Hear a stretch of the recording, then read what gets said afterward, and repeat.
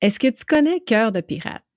Une chanteuse québécoise qui est probablement connue par tous les Québécois et les Québécoises, peut-être un peu moins chez les Français. Donc, si tu n'as jamais entendu la chanson T'es belle de Cœur de pirate, je t'invite tout de suite à écouter la chanson, voir peut-être même son vidéo. Et je viens juste de l'écouter, puis j'ai trouvé ça vraiment très pétillant, je vais dire.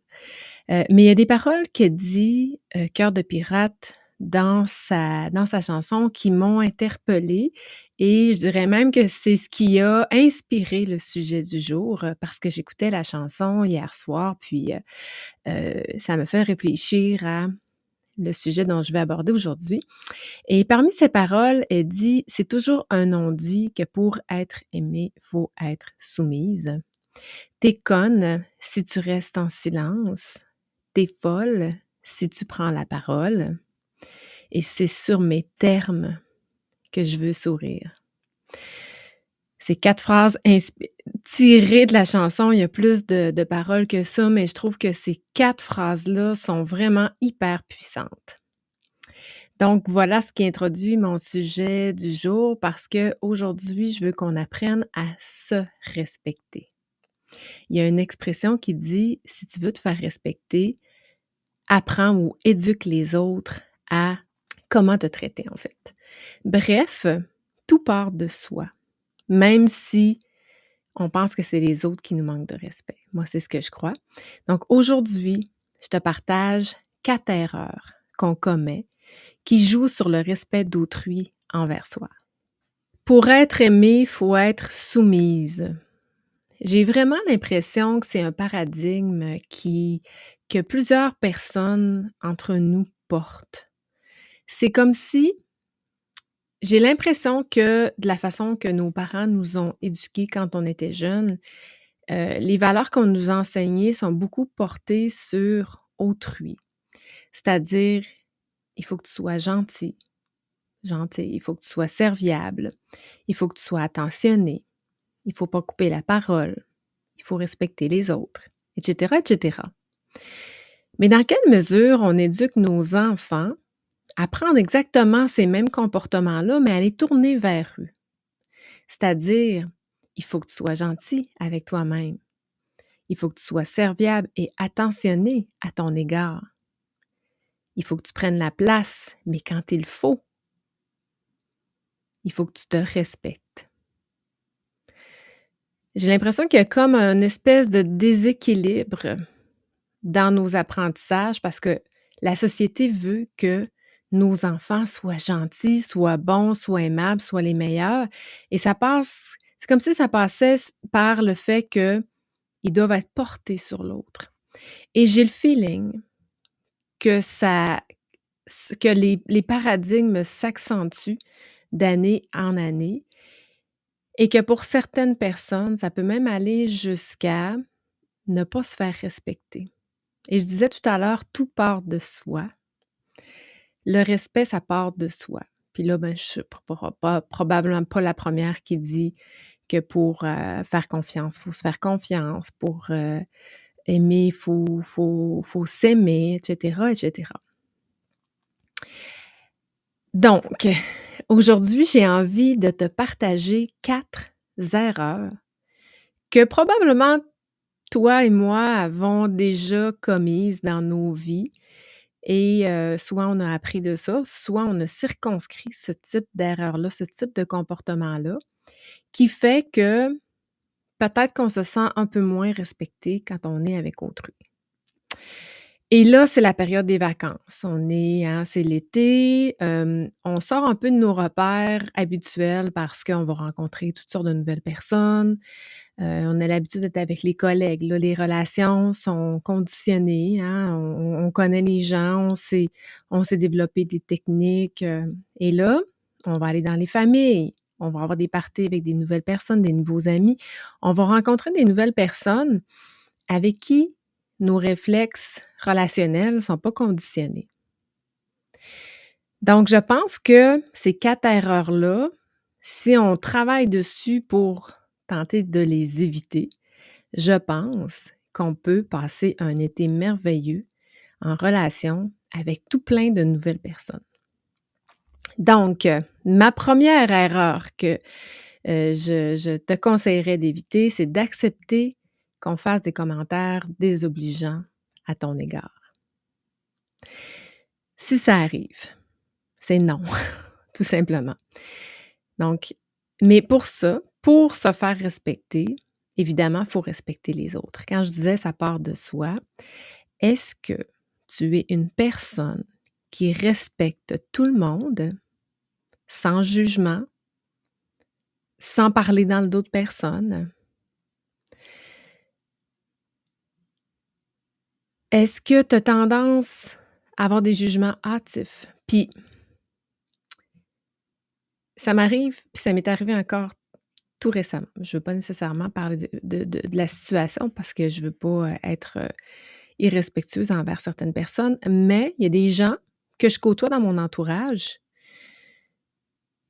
ça me tente parce qu'ils parlent toujours des autres. «Ah, un tel ci, c'est tel passé, il passait telle affaire avec nan» et moi, ça me dérange tellement que soit je les évite ou, vient la situation, j'ai l'impression de pas faire partie de la discussion parce que là, je fais comme: ben, probablement qu'il est comme ça» ou, j'essaie toujours de dédramatiser ou de Hem, trianguler autrement, pas trianguler, mais de spinner la situation autrement. Puis je trouve ça tannant parce que même si j'ai droit à ce même jugement-là, moi j'ai décidé que mes jugements, je les partageais pas ou peu. Bon, ça peut arriver à l'occasion qu'on les partage, mais pas avec des étrangers ou pas gratuitement comme ça. Donc je pense que la meilleure façon de se faire respecter, c'est d'avoir de l'ouverture à l'autre.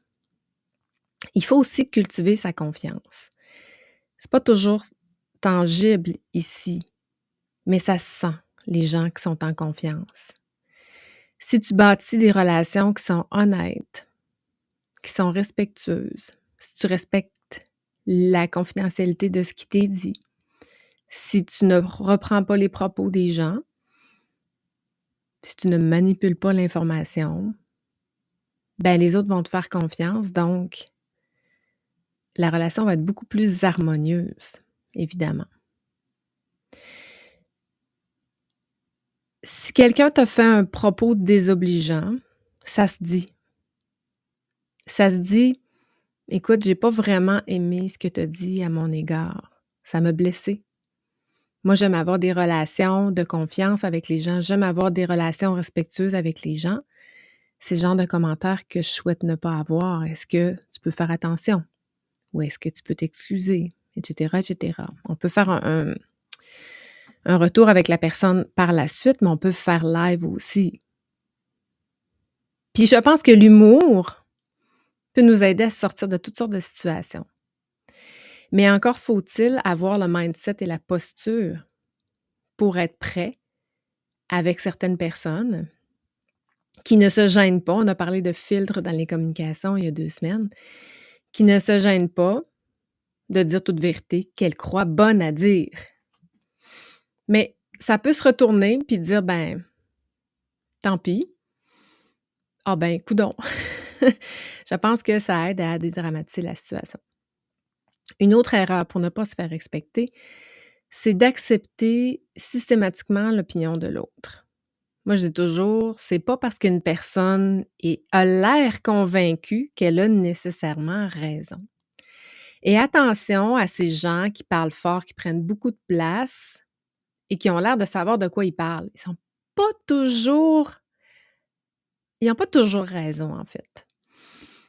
Si tu crois ou si tu sais que t'as pas, que la personne n'a pas raison, ben, soit tu le dis ou, tu peux même te faire ta propre opinion sur la personne, mais je pense que l'important, c'est d'être authentique et fidèle à soi-même, puis d'agir en accord avec ses valeurs, avec ses principes.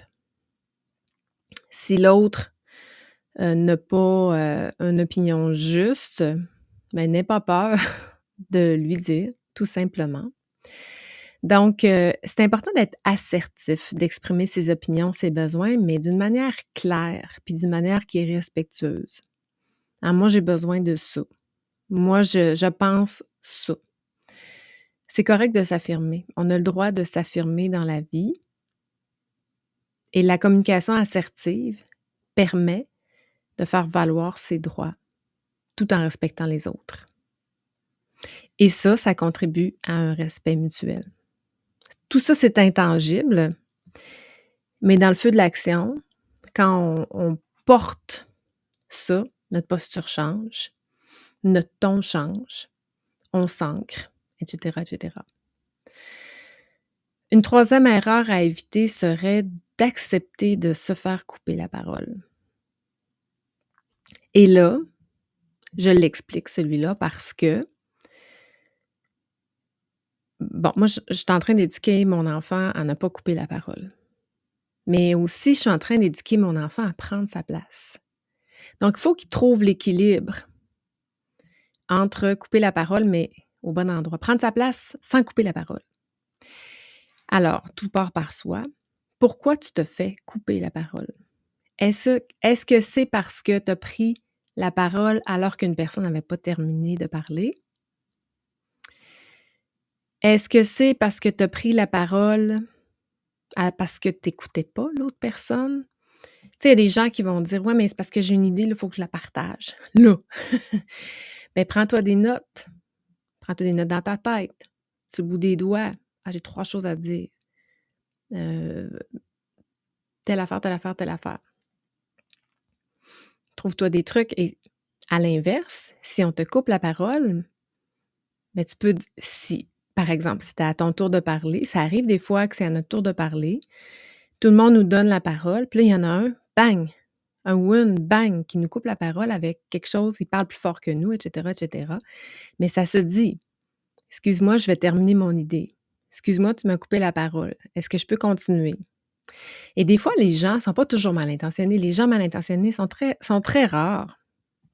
Souvent, la personne va dire: «Ah, excuse-moi, j'étais trop énervée dans ce que je disais». OK, parfait. Là, tu peux lui donner quelques trucs. Et sinon, tu peux même aller jusqu'à parler à la personne par la suite. Est-ce que tu aimes puis souvent, les gens disent: «Ah, excuse-moi, tu sais, pas vraiment, je m'en suis pas rendu compte». Ben, est-ce que tu veux que je t'aide? Si je perçois une situation où tu coupes la parole, comment tu voudrais que je te le fasse savoir? Veux-tu que je te fasse un signe? Veux-tu que je te le dise?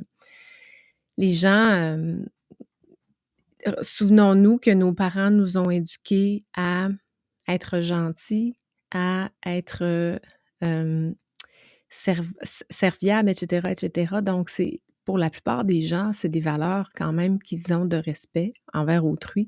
Ils ne veulent pas manquer de respect. Et la dernière erreur que je te conseillerais d'éviter, et pour moi, je l'ai mis en dernier, mais c'est la plus importante, c'est de dire oui à tout et de ne pas demander d'aide. Et pourquoi? Je trouve ça tellement important parce que, bon, ça part de soi pour être respecté, on doit d'abord se respecter soi-même.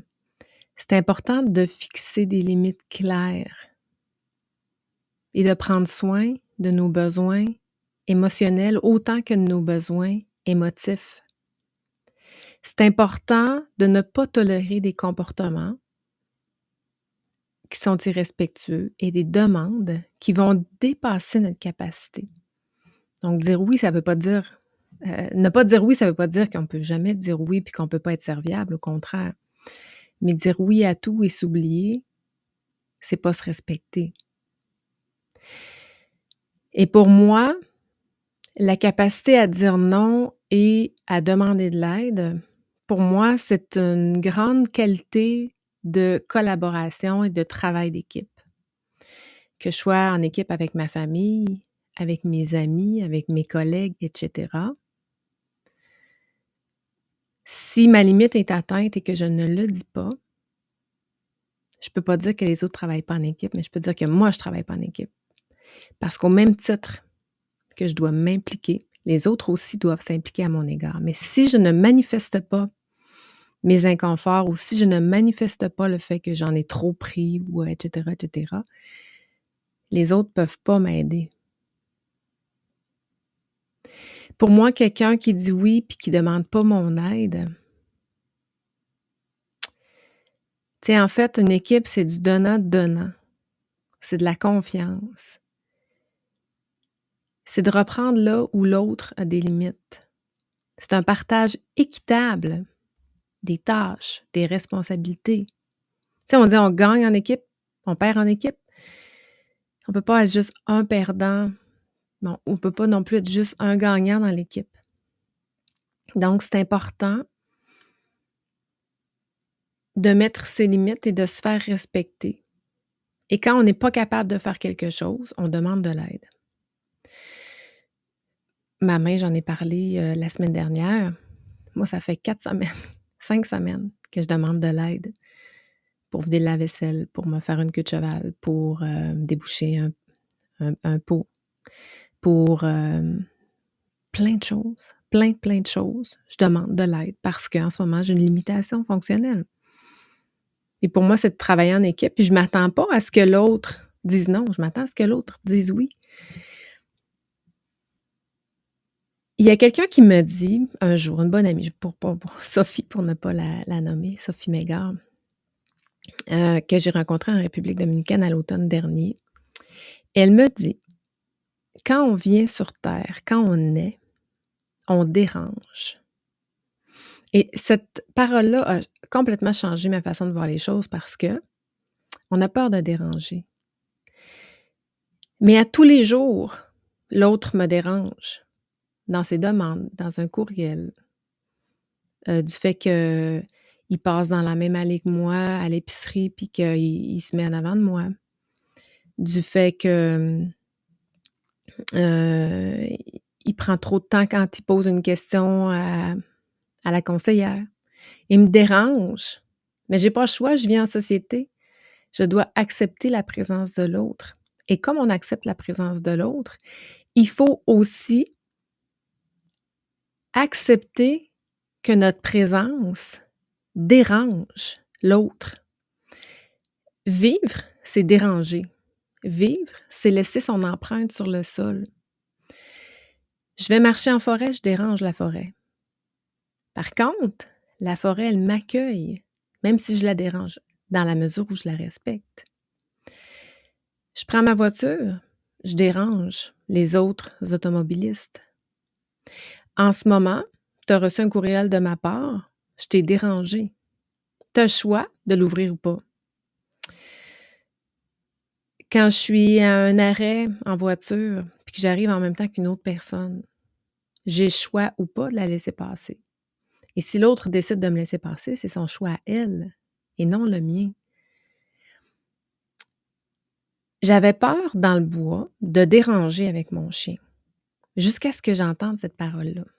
Puis là, je me suis dit: «Ben écoute», parce que, quand je vais marcher, moi, je laisse mon chien, lousse. Il y a très peu de gens.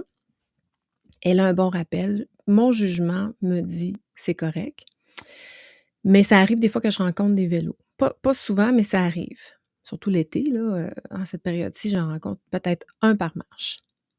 Et là, je me disais: «Caroline, je vais déranger les vélos». Mais en même temps, le vélo me dérange aussi. On s'entend que s'il était pas là, j'aurais pas besoin de dire à mon chien, «OK, reviens», j'aurais pas besoin de me préoccuper de ça. Donc il me dérange autant que je le dérange. Donc les gens nous dérangent autant qu'on les dérange. Et la vie, c'est ça. Ma simple présence, aujourd'hui, dérange. Puis j'ai le choix. Je reste chez nous, puis je dérange pas personne, ou bien j'accepte que ma présence dérange. Mais ma présence va amener d'autres choses aussi, va, faire réfléchir, va dans les discussions que je vais avoir avec d'autres personnes, va me faire voir les choses autrement. Je vais faire penser à quelque chose. Je vais émettre une opinion qui va influencer positivement ou négativement, et cetera, et cetera. Et c'est drôle en parlant de chien, en fin de semaine, il y a une dame qui avait son chien, dans notre tournoi, puis un super beau chien, un beau golden, très sociable. À partir du moment où on le flattait, il voulait vraiment se faire flatter, il bave, il liche, tout ça. Puis là, elle retenait beaucoup son chien, puis j'ai dit: «Pourquoi tu le retiens tant que ça?» Elle dit: «Je veux pas qu'il dérange». Mais j'ai dit: «Moi, en ce moment, il me dérange pas. Je sais qu'il est sociable, je viens vers lui. C'est à moi de me tasser si ça me dérange». Là, je pense qu'elle a fait: «Ah ouais, c'est vrai, hein, tu sais, c'est vrai dans le fond, tu sais, si les gens veulent pas se faire déranger, ils viennent juste pas vers le chien». C'est la même chose avec les enfants. Pour moi, quand je suis dans un parc, puis il y a un enfant qui me parle, il me dérange pas. Mais là, les parents: «Tut, tut, tut, parle pas à la madame, dérange pas». Ah, il me dérange pas. Sa simple présence, il a le droit d'être là et de me parler. Tant mieux s'il me parle, c'est qu'il y a des skills, sociales et relationnelles très forts. Donc voilà, j'espère que ça t'a fait, réfléchir au-delà des communications, au-delà des relations qu'on a avec les autres. Il y a une autre couche que souvent on va pas jusque-là pour essayer de comprendre, hem, les relations qu'on a avec autrui. Donc je sais pas si ça te parle tout ça, sur, les habiletés relationnelles. Le cas échéant, je suis en train de finaliser ma formation sur, développer ses compétences en habiletés relationnelles. Donc je vais mettre tous les liens, aussitôt que possible, aussitôt que c'est terminé puis que je suis capable de mettre les liens, je vais les mettre dans mes différentes communications. Hem De quoi on va parler dans cette formation-là? Évidemment, de comment rentrer en relation avec les autres. On va développer les compétences requises. On va discuter aussi des compétences requises et comment on fait pour les développer, les conditionner dans le day-to-day. Et notamment, je pense à l'introspection, la conscience de soi, la gestion de soi, l'empathie, la gestion du stress, et cetera. Bref, c'est un voyage qui se passe à l'intérieur de soi. Parce que les habiletés relationnelles, c'est pas les autres qui doivent les avoir. C'est nous qui devons les avoir. Donc, c'est quoi des habiletés relationnelles? C'est la capacité à établir des bonnes relations avec ses amis, des bonnes relations avec ses collègues, des bonnes relations avec sa famille, avec ses supérieurs, et cetera. Ça, c'est d'avoir des habiletés relationnelles. C'est aussi la capacité à user de tact, de diplomatie, savoir démontrer de la considération, du respect et de la sensibilité avec qui on est, d'être chaleureux avec les autres aussi. Donc, une personne habile au niveau de ses relations interpersonnelles va posséder des compétences comme la communication. Donc, qu'est-ce que c'est la communication? C'est d'être attentif à l'autre, faire preuve d'une écoute sans interrompre.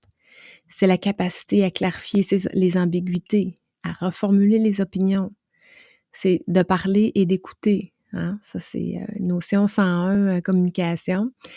Les compétences d'esprit de collaboration, donc être sensible à la réalisation d'objectifs communs, hein, travailler en équipe, savoir demander de l'aide et de dire non. Hem, la capacité à gérer des conflits aussi, donc c'est quoi les stratégies pour faire des concessions sans provoquer de remous, et cetera, et cetera. L'affirmation de soi, se montrer ambitieux socialement, laisser une impression qu'on est solide dans ses interactions. Toutes des qualités qu'on va aborder. On ne va pas toutes les développer parce que les habiletés relationnelles, en fait, les compétences en habiletés relationnelles ne se développent pas dans la connaissance, mais dans la pratique. Donc, la formation, ce que je veux, c'est déguiser euh, minimalement les réflexions pour conditionner les réflexes et pratiquer dans l'action. Et c'est comme ça qu'on développe nos habiletés relationnelles, c'est en testant. Par exemple, rentrer en relation avec quelqu'un. Moi, j'ai rencontré dernièrement une femme qui détestait le small talk. C'est un sujet que je veux aborder avec Annie Jane prochainement. Annie Jane Boutin, mon amie. Elle détestait le small talk. Et moi, je comprenais pas parce que j'ai dit, moi, je capote sur le small talk. Ça me permet de rentrer en relation avec tout mon quartier, avec les enfants, les parents, tout le monde. Ça me permet de rentrer en relation avec les gens. Comment on fait pour rentrer en relation? Le small talk, c'est une façon, mais il y en a d'autres aussi des façons. Tout passe par soi. Tout passe par soi. Donc, je te résume, je mettrai tous les liens là, prochainement si ça t'intéresse. J'ai d'autres formations aussi qui s'en viennent. Une formation sur les habiletés stratégiques et politiques et une autre formation sur les bases en gestion du changement. Donc ça s'en vient, je suis super excitée. Donc je te résume, les erreurs à ne pas commettre, pour, se faire, respecter. Donc, accepter qu'on fasse des commentaires désobligeants à son égard, accepter l'opinion de l'autre, quel qu'il soit, se laisser se faire couper la parole et dire oui à tout et ne pas demander de l'aide. Donc voilà, j'espère que ça t'a plu. J'aimerais ça t'entendre sur, comment ça a résonné. Qu'est-ce qui a résonné pour toi? Donc, je te dis à la semaine prochaine. Prends soin de toi, communique bien, aie de bonnes relations pendant l'été. Je te dis à la semaine prochaine. Ciao, ciao.